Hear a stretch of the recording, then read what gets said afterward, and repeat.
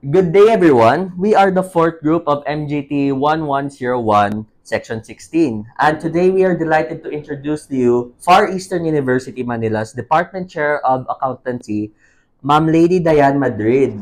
So, kamusta naman po kayo, ma'am, and how's work been the past few days? So, actually, parang hindi naman tumitigil yung department sa mga activities, lalo na sa freshman. Kasi, di ba, Yes, marami tayo ngayong departmental, accounting clinic, and then paparating yung board exam na reschedule. So, as usual, busy yung accountancy team. Yes po. So thank you po, ma'am, for giving us the opportunity to interview you despite your very busy schedule nga po. Lagi namang may time basta accountancy student. So, we really allot time. Okay. So we have specifically prepared 12 questions po for you today.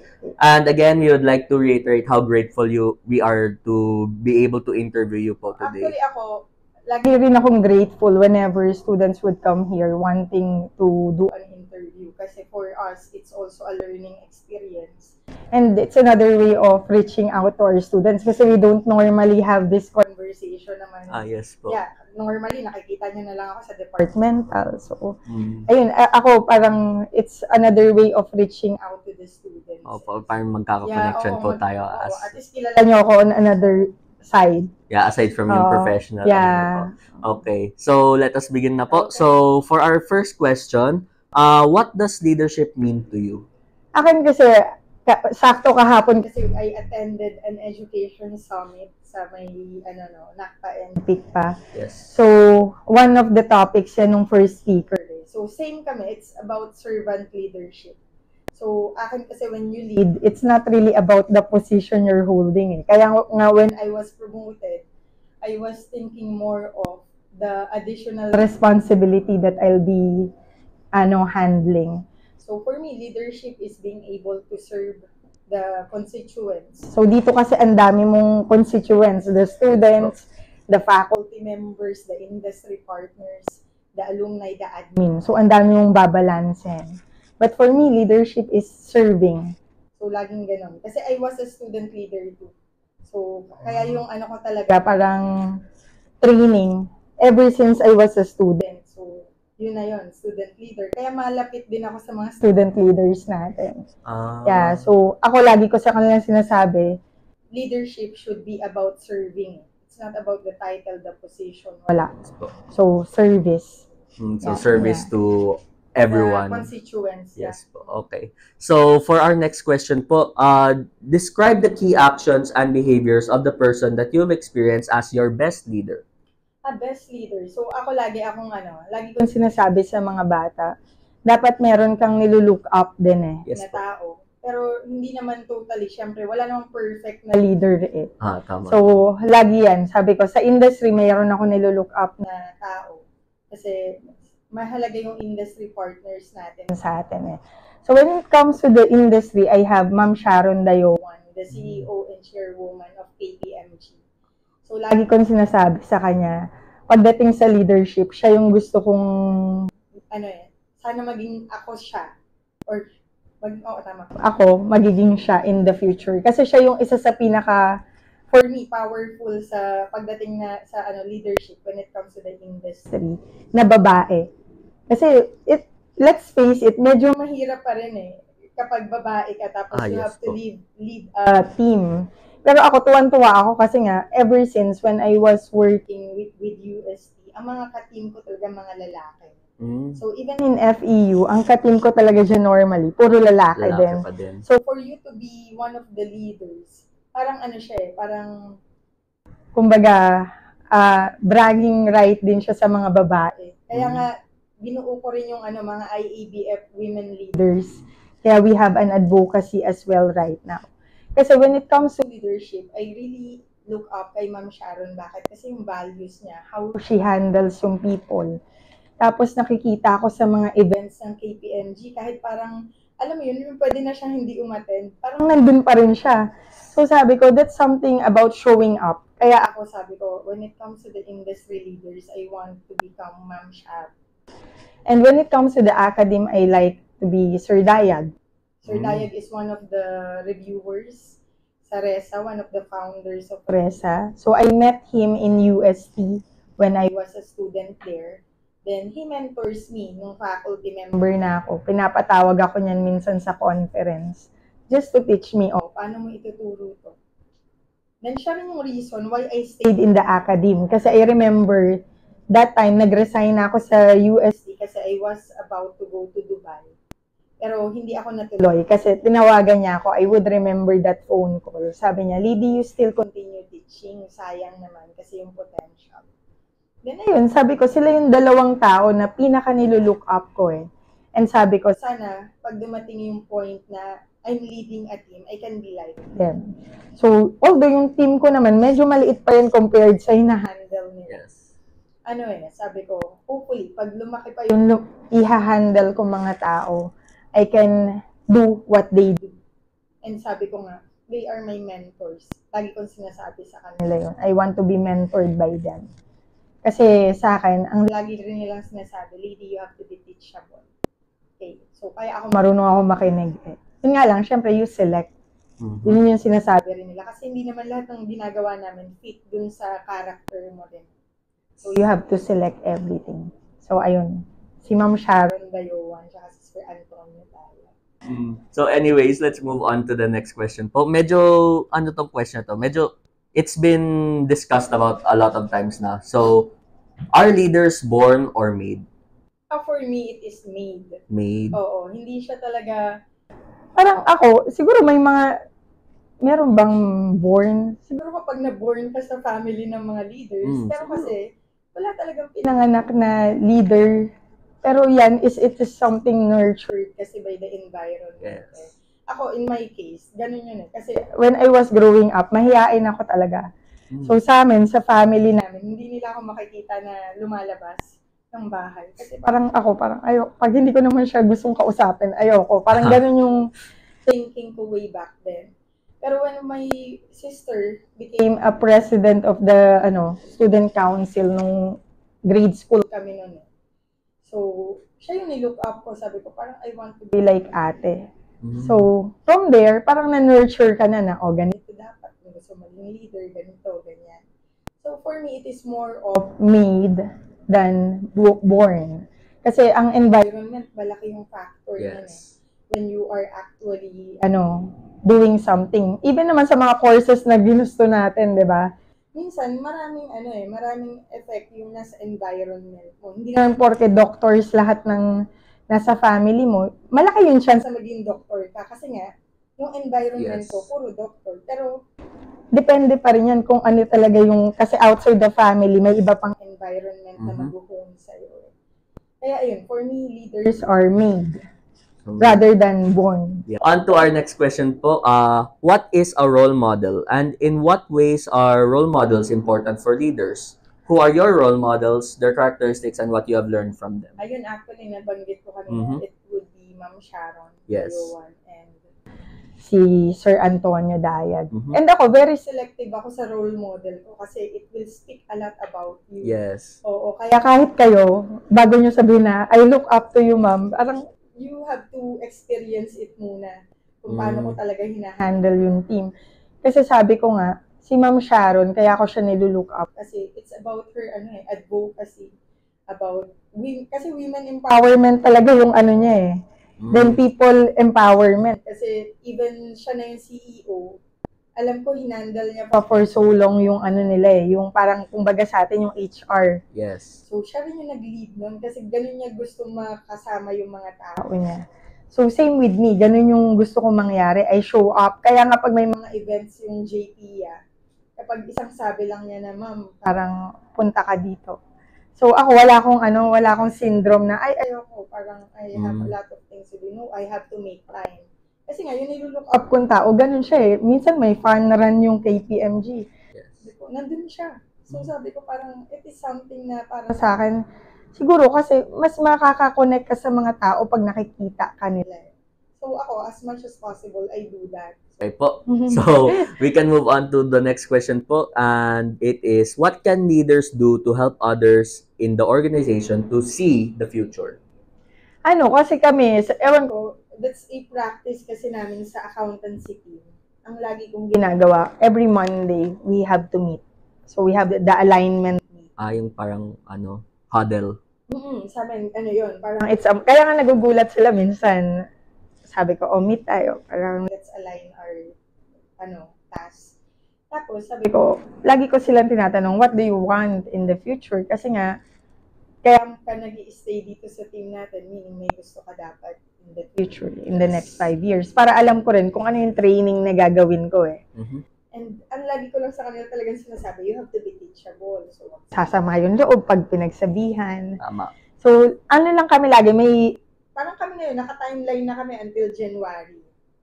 So, alam na namin, kasi sabi ko sa kanila, minsan ang life kasi it's unexpected eh. So, dapat, kahit wala ako, makakagalaw yung department. Yun yung lagi kong sinasabi. Sabi ko sa kanila, hindi naman ako aalis, pero kasi, we won't know what will happen in the next day. So, dapat lahat yan nakaplan siya na kapag may nawala, gagalaw pa rin siya. So, lagi kami may vision. So, anong vision natin? So, ito yung mga gagawin natin. Okay. So, for our next question, medyo related naman siya sa sinagot mo kanina. So, what are some of the actions you take to create a climate for change and encourage risk-taking? Ayan, lagi, di ba nasabi ko nga, yung risk-taking kasi, mangyayari lang yan when you let the people do a project on their own. So, sabi ko nga sa kanila, basta pag binigay ko sa'yo yan, sa'yo yan. So, all of the credits, it will go to you. Yun nga lang, since may positive yan, pag may nagkamali, you have to be accountable. Sabi ko, yun nga lang, kasi lagi ko sa kanila sinasabi, kahit i-take mo yung accountability dyan, at the end of the day, ako yung nasa ibabaw nyo. So, ako pa rin yung magte-take ng accountability na yan. Pero sabi ko, you will not learn kasi pag wala ka talagang project na ino-own. Yes. Yan. Kaya yung mga let us say, we have the departmental exam that will be under our yan, may associate chair. Sabi ko, ngayon, kapag may nangyari dyan, sa loob niyang departmental, that will be directly attributable to you within the team. So, ikaw yan. So, ikaw yung integ. So, lahat sila, alam nila na hindi sila pwedeng pabayaan yung project na yun. So, that's a risk for me to assign that. Kasi nga, kasi pag nagkamali, ako pa rin yung masisisi. Ikaw yung pinaka-main. Parang primary responsibility ko yan. But again, sabi ko, that's the only way people will learn. Okay, so moving on to the next question po. I think nasagot mo na to kanina po, ma'am, pero let's still ask it for So, should leaders let their constituents fail? Yeah, at some point. Kasi part siya ng learning eh. Ako rin naman nung mga in the past, nagpe-fail din ako sa decision making. Pero dapat lagi ka may backup plan. Yun yung natutunan ko I think we had a conversation ni Sir Joel Ganalon about our team. Na minsan, dati kasi kapag ang ginagawa mo micromanaging, syempre, less chance na mag-fail yan eh. Yun nga lang, wala siyang own personality as a leader. Kasi ikaw yun eh. Inaano mo lang siya na, gawin mo to, gawin mo to, gawin mo to. Pero kapag hinayaan mo siya sa isang project, dapat ikaw as a leader niya, alam mo na, eto yung possible na mangyayari. So, pag nagkamali na siya, alam mo na, eto gawin natin. So, meron ka na abang. Data sila mag-fail eh. Kaya alam nila yun eh, kapag merong problema kami, meron na agad, nagugulat sila, may solution na agad siya. So, sabi ko, kasi we cannot, parang tama na yung isang araw na iniisip natin yung problema yan eh. So, if we put all of the things that you have put na, tapos nag-fail pa rin, we have a backup plan lang. So, I think failure is also necessary. Although, syempre, wag na sa mga subjects, sa courses nila. No? Pero sabi ko nga sa kanila, kaya sila ko nagkwentuhan ko rin eh. Dito, nag-fail ako dati. So, you don't do it that way. Kasi, talagang a road to failure siya. Yes. Okay. So, moving on to the next question po. How can leaders create a climate of trust and facilitate relationships among people in a work team? Ayun, actually, yan yung pinaka-importante sa akin. Sabi ko, kasi ilan lang kami sa team. We are only 5. 5 lang? Sa accountancy team. But imagine the things that we do. Kaya nga sabi ko, Kung ayoko lang gumalaw as a leader, pwede naman eh. Mm. Wala kang project. O, pasok ka lang dyan, sweldo ka, okay na yun. Pero sabi ko, we cannot be like that. Sabi ko, kasi student leader ako eh. Doon ako nahihirapan eh. Mm. So when I was trained as a student leader, I was really taught to have an impact. So kailangan hindi ka nila makakalimutan. So sabi ko, yun nga lang. Sabi ko sa team ko, pagod tayo talaga buong, hanggang dyan tayong 5. Mapapagod tayo. But again, what is important is we have to be honest with each other. So pag pagod ka na, sabihin mo sa akin. So that I know. Ayokong sa iba maririnig. Kaya kasi sabi ko, that's how we build trust eh. Sabi ko, sino bang pagkakatiwalaan ko dito? Hindi kayong 4. Eh paano kung nagsinungaling ka na sa akin? So I cannot trust you anymore. So ang hirap pag may kasama kang ganun sa team eh. So meaning, when I selected you for that position, meaning, I trust you enough that you are with the same values na meron ako. Yes. Kaya ako, lagi ko sa kanilang sinasabi, yung trust natin sa isa't isa, napakahalaga niya. So, wag nating babaliin. So, kunyari, masama talaga pakiramdam mo, hindi mo kayang pumasok. Then, just tell the team, oh, I cannot come to the office today. O kunwari, yung project, masyado siyang heavy for you. Tell me that you cannot do it yet alone. Sabi ko, being honest kasi, it will go a long way eh. So, sabi ko, pag hindi ka comfortable dun sa inuutos ko, sabihin mo rin sa akin. Kasi I don't like to push you to do something that you don't have value. Yung alam mo na break yung values. Yes. Wag. So, sabi ko lang din, that's how you handle things here. You have to be trustworthy. Okay po. So, we can move on to our next question. It's our last four na po. So, what are the 3 things that can be done to improve in each leadership practice? What are the 3 things that you can do to continue learning to be a better leader? Ayun, lagi ka pa rin number 1 dyan is be humble. Humble. Kasi pag ang iniisip mo lagi, ikaw yung pinakamagaling. Ikaw yung you boss. will not learn anymore. Kasi kahit ako, sabi ko, may natututunan ako dito kay Lalo, kay Aryan, kay Jerome, kay Sir Joy. Eh lalo na, senior talaga sa amin when it comes to stay dito sa FEU, si Sir Joy. Kaya ako, I'm humble enough. Minsan, hindi ko rin talaga alam. So, tatanungin ko siya, Sir, ano po ba yung process pag ganito? So, you have to be humble. Number 2, you have to be teachable. Kasi pwedeng humble, pero natuturuan ka pa rin. So, yung pagiging firm ko naman, may hangganan din siya. Kasi nga, I'm humble enough to accept that I don't know everything. So, you can still teach me. Kaya yan, when Dean Losari was put in that position, I also look forward into learning from him. Kasi may iba siyang view eh. Na kasi galing sa UPC Dean, galing siya sa industry. So may mga view siya na, ay oo nga no, parang pwede to. Ay oo nga no, if you want to be like them, baka pwede tong policy to. Kaya nga medyo nagalaw yung mga policy natin. Kasi meron siyang experience na we think it's better eh. So we put that in place. So sabi ko nga, teachable naman ako. Yun nga lang, hindi lang lahat tatanggapin ko agad. Until makuha ko yung jinx niya. No? Ba't yan? Ba't ito? Ba't hindi? So ayun, kaya ako, tuloy pa rin yung mga meetings ko sa mga industry eh. Kasi sometimes you learn a lot. And number 3, ang lagi kong inaano dyan, you have to be willing to invest in people.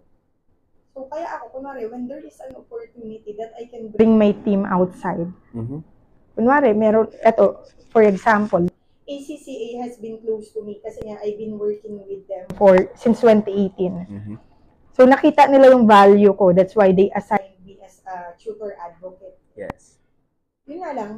Recently, this year, we were given 2 slots para madala ko sa Malaysia yung kung sinong gusto ko raw dalhin. So, sabi ko, I'll be the one to select. So, sabi na, ikaw bahala kung sinong gusto mong ipadala. Pero dapat ikaw yung isa kasi ikaw yung gusto nung boss namin eh. Yeah. So, ako sabi ko, di yung associate ko that time was Christian Utanes. So, sabi ko, you come with me. Sabi niya, ma'am, ba't ako kakapasok ko lang ngayong, kakaano niya lang start niya lang last year, last sem. So, January, that was the time na nag-enter siya. Sabi ko, actually, marami kong pwedeng ipadala. Kasi kung seniority-wise lang, I can bring Merwin. Kasi mas senior siya, tapos hindi pa siya nakakalabas talaga. Yun nga lang, sabi ko, ikaw yung associate ko. Tapos, nakita ko yung hard work. So, ang lagi ko lang sinasabi sa kanya, hindi mo utang na loob sa akin na nakapunta ka ng Malaysia. Yes. Sabi ko, you work for that. Okay. So, now moving on din po to our 10th question. Okay. I think nasagot mo na to kanina. It's regarding work-life balance. So, tell me about the time you have struggled with work-life balance. Did you manage to solve it? And how did you do it? Ayun, I think, ayan yung forte ko yan work-life balance. Kasi hindi nila ako makikita yung number 1 nag-absent. Yes. Oh, everyone knows that. When they need people sa team namin, nandun ako. Number 2, hindi talaga, parang sabi ko, siguro yan yung na-master ko na. Kasi being a mother, you multitask. So, lang yan it's about communication to everyone na, eto ako, ang role ko sa school, ganito siya kalaki. Yes. So, my daughter, kahit bata pa yun she is only in her 3rd grade. 3rd grade pa lang? 3 pa lang yan, pero very matured siya. Kasi the moment na sabi ko sa kanya, you want mommy to resign, it's up to you. Kasi tinatanong ko rin siya, when I was promoted by Dean Losari, I asked her, sabi ko, can I accept it? Sabi niya, Mami, it's something that you deserve. Ganun siya ka-mature.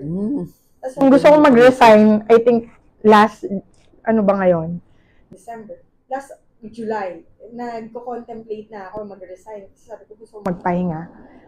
Ang sinasabi niya sa akin, Mami, paano yung mga kids mo sa school?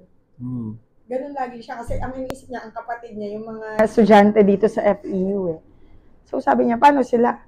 Tapos paano yung office mo? Sabi niya, saan ka na Sabi niya, Mami, don't think that much about me. Lagi siyang ganun Parang I can do my things on my own. Basta pag Saturday, Sunday, as much as possible, you have to be at home. Pero yung Monday to Friday, you have to be with your kids at school.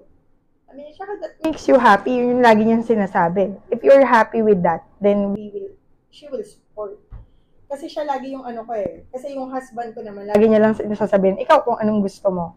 Pero yung daughter ko, yan, lagi ko siyang tinatanong kapag may decision ako. Okay po. So, we can move on to the second to the last question. Okay. How do you monitor the performance of individual team members? In what specific ways do you motivate your team? Ayun, yung naman, individual. Kasi may projects nga kami na kanya-kanya. Tapos meron na yung parang kami may checklist So, that's how ako kasi outcome-based ako I don't care if you stay in the office half day. And half day kung ano. Wala. Hindi ko nga sila alam kung anong ginagawa ng mga yan ngayon. Alam ko lang ngayon kasi nagpapa-exam. Pero hindi ako yung, nagawa mo na ba to? Basta sabi ko, this week, ito lahat ng gagawin dapat natin. So that, ma-checkan mo lang yan. So that's how I monitor it. So, wala, ganun lang. Parang, we have a task to do. Kaya Monday is alignment meeting. Yes. Friday, checklist. So, tingnan natin, nagawa ba natin lahat? So, alam na namin agad, ikaw wala kang ginawa. So, ba't hindi mo nagawa yan? So, alam agad namin sa team kung sino yung medyo kailangan ng motivation. Okay, so now for the last but certainly not the least, and I personally really like this question, going through your insights po. So, how would you describe your leadership style? Ano siya talaga? Parang servant. Tsaka adaptive. Tsaka actually, gusto kong makuha yung culture ng Netherlands Kasi through Joel's story. Kasi siya dito, partner. Meaning, pag partner ka sa firm, ikaw yung isa sa, owner ka na So, mataas na yung mo. Pero pagdating niya ng Netherlands, doon niya na-feel, parang title, position, it is not, parang, hindi siya mahalaga. Kaya minsan hindi ako nagpapakilala Kunwari, nung nasa education summit ako, although some of the people there knows me as a department chair of FEU. Yung dalawang katabi nung una. Wala, tinanong lang nila ako, parang, saan school ka? Sabi ko, sa FEU po. Sabi niya, anong mo doon? Sabi, faculty po. Tapos biglang nagulat lang sila pag sabi, siya pala yung department chair ng FEU. Parang sabi ko, I don't introduce myself like that unless ibang tao yung magsabi sa kanila. Pero ako, parang low-key. Pero gusto ko, low-key talaga. Pero sinasabi ko lagi, ang leadership ko dapat impactful. Na pag nabanggit yung pangalan ko, kasi yun lagi kong ginugol, na pag nabanggit yung pangalan ko, yung mga taong nakasama ko, may masasabi silang maganda. Na, ay, ayan si lady, talagang working siya. Hindi siya display. Ayoko maging trophy leader. Kasi kung may trophy wife, meron ako tinatawag na trophy leader. Yung may position pero walang ginagawa. Yes. Yan yung pinaka-ayoko sa lahat. Kaya sabi ko sa team ko, mapagod na tayo, pero at least, at the end of the day, nakita ng mga bata na may ginagawa sila. Kaya sabi ko, ang lagi kong goal, ang makita ng mga bata, nandun tayo. We show up. We connect with them. We listen, but we discipline them. Kaya nga, ganun yung accountancy. Sabi ko, ang hirap eh. Ang hirap, actually sa IABF, yung accountancy, medyo siya yung pinakamahirap i-handle. Dahil tayo yung may board exam. So sabi ko, we put impact sa lahat ng ginagawa natin. So for me, my leadership would be, adaptive, servant, pero most importantly, there should be an impact. Okay, all right. That is a wrap for the questions we have for you today, Ma'am Lady. I believe this has been such a learning experience to hear all your insights about leadership, especially with your background as one of the significant leaders here at FEU.